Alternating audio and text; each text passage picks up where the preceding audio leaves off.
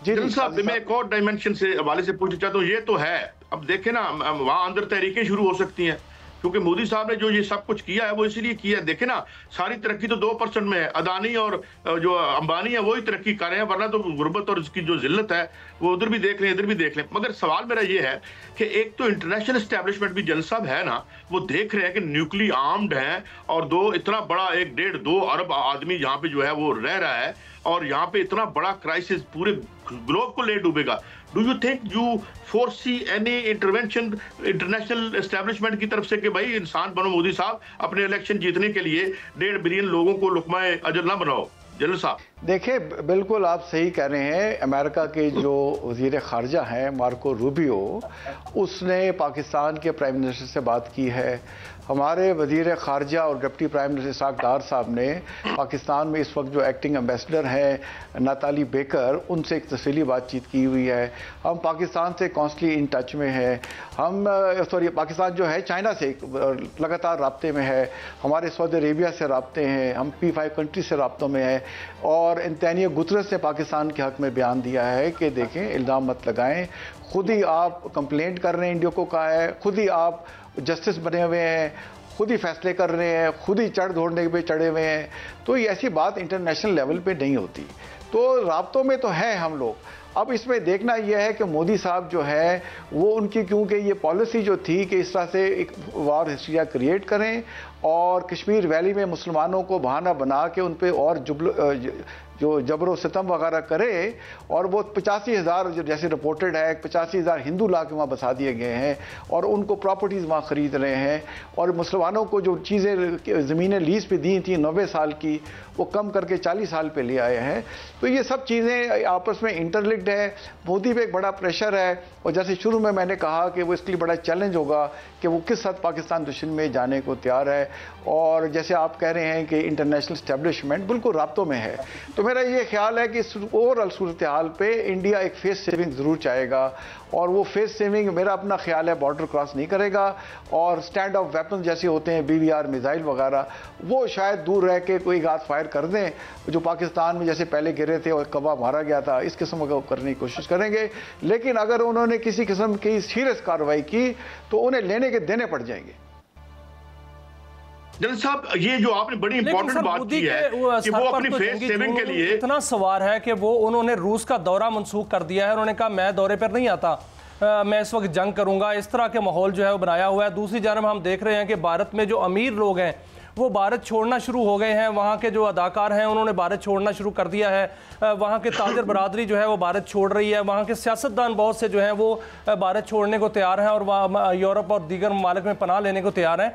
क्या इतना वहाँ पर उन्होंने जंगी माहौल क्रिएट कर दिया है कि इतना खौफ है भारत के अंदर कि वहाँ पर लोगों ने भारत छोड़ना शुरू कर दिया, और दूसरी जानब जो है मोदी बाहर के दौरे मनसूख कर रहा है? देखिए, जैसे कहते हैं ना, you can not fool all the person all the time. तो मोदी काफ़ी ज़्यादा बेवकूफ़ बना चुका है अपनी आवाम को। मुंह में राम राम, बगल में छुरी रखी हुई है। दुनिया के सामने भी इनका चेहरा, भयानक चेहरा, दोगला चेहरा सामने आ गया है। जैसे आप कह रहे हैं, कनाडा में 3 सिख मारे और उनके वज़ीर आज़म ने पार्लियामेंट में कहा कि इंडिया ने किया हुआ है। ये स्टेट स्पॉन्सर टेररिज्म कनाडा में कर रहे हैं, एस्टेब्लिश्ड है। फिर कतर में इनके लोगों को सजाएं हुई कि जासूसी कर रहे थे। अमेरिका में गुरुपतवंत सिंह मन्नू को इन्होंने मारने की कोशिश की, वहाँ अमेरिकी अदालतों में इनके खिलाफ मुकदमा है चल रहे। तो ये जो स्टेट स्पॉन्सर टेररिज्म दुनिया इनका जान चुकी है, और अगर इन्होंने गलती की, जैसे मैंने पहले कहा, तो हमारे लिए भी ये वक्त आ गया है कि हम हमारी कौम में और यकजहती का मुजाहरा करें, और जैसे कश्मीर का इशू तमाम इंटरनेशनल फोरम पे और ज़ोर से हाईलाइट करें, और हमें इंडिया पे चढ़ के रहना होगा। अभी तक हम इन्हें जो दिखा रहे हैं काफ़ी हद तक वो एक रिएक्टिव मोड में है कि टिट फॉर टैट, हमें टिट फॉर टैट नहीं करना। साथ में एक गाइडेंस चाहता हूँ आपसे जनरल साहब। अभी आपने एक बड़ी इंपॉर्टेंट बात की है कि फेस सेविंग के लिए वो कोई ना कोई कार्रवाई या मिसाइल, क्या वो हमारी आबादियों को भी हिट कर सकता है, विच माइट रिजल्ट इन कैटास्ट्रोफे? तो कि फेस सेविंग तो वो लग रहा है कि बाई एंड लार्ज लोग कह रहे हैं कि वो करेगा। ये फेस सेविंग कहाँ तक होगी, ये कमों तक होगी या आबादियों तक आएगी? और आबादियों तक आती है तो इट में एस्केलेट। जनरल साहब बिल्कुल जी, अगर आबादियों तक I it will escalate and it will warrant any type of response. Pakistan का है कन्वेंशन से लेकर न्यूक्लियर रिस्पांस भी हो सकता है। अब मेरा देखें, हमारी जो जंगें इंडिया से हुई, मेन 1965 की जंग हुई, 71 की वॉर हुई, जो वो उस वक्त लीडर थे उन्होंने बड़ा एक्सेंट्रिटी का मुजाहरा किया। ना हमने उनकी आबादियों को हिट किया, ना उन्होंने हमारी आबादियों को हिट किया, ना हमने उनके वाटर रिजर्वायर को हिट किया, ना उन्होंने हमारे वाटर रिजर्वायर को हिट किया, सिर्फ मिलिट्री टारगेट्स को इंगेज किया। तो बड़े तहम्मुल से और एक सैनिटी और समझ बूझ से जो है उस वक्त जो लीडर थे उन्होंने लड़ाई को सिर्फ मिलिट्री टारगेट्स तक महदूद रखा। अब ये मोदी जो है एक पागल शख्स है और चाय बेचता बेचता ये बन गया है वजीर आजम। बट जैसे मैंने कहा कि हर कोई बेवकूफ अब नहीं बना सकता। अब दुनिया भी इसकी चालें समझ चुकी है और इंडिया के लोग भी इसकी चालें समझ चुके हैं। तो ये मोदी के लिए चैलेंज है कि वो किस हद तक फेस सेविंग करना चाहेगा।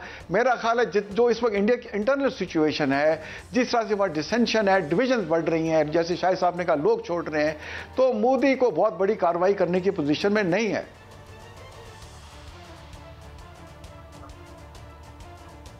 अच्छा, एक और भी जन साहब, आज देखें, आज लेबर डे भी है मई, और हम शिकागो के मजदूरों और शहीदों को जो है उनका दिन मनाते हैं।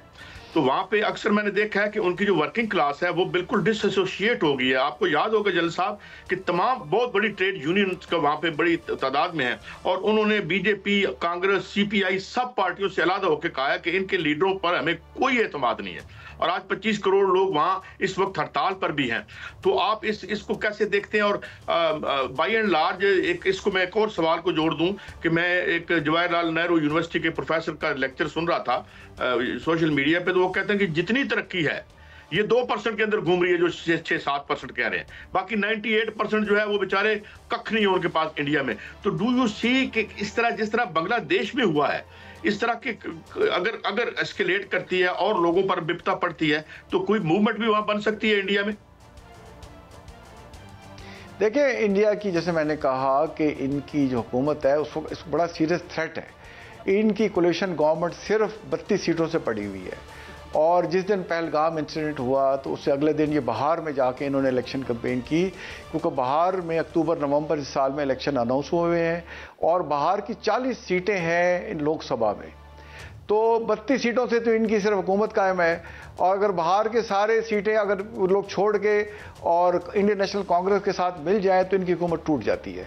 तो इन्हें अपनी हुकूमत की भी फिक्र है, इनके साथ अवाम भी नहीं। और जंगें देखें, कौमें लड़ती हैं, फौज तो लड़ रही होती है, बट उनके पीछे अवाम की सपोर्ट होती है, और अगर अवाम की सपोर्ट खुद किसी फौज के साथ ना हो तो बहुत बड़ा झटका होता है। तो मेरा नहीं ख्याल इस वक्त इंडिया पाकिस्तान के साथ एक मुकम्मल जंग करने की पोजीशन में है, और होपफुली जो है मेरी उम्मीद है कि जैसे इंडिया के अवाम है वो प्रेशर डालेंगे अपनी मौजूदा हुकूमत को, और किसी भी इस किस्म की गलत किस्म की हरकत से उनको बात रखने की कोशिश करेंगे।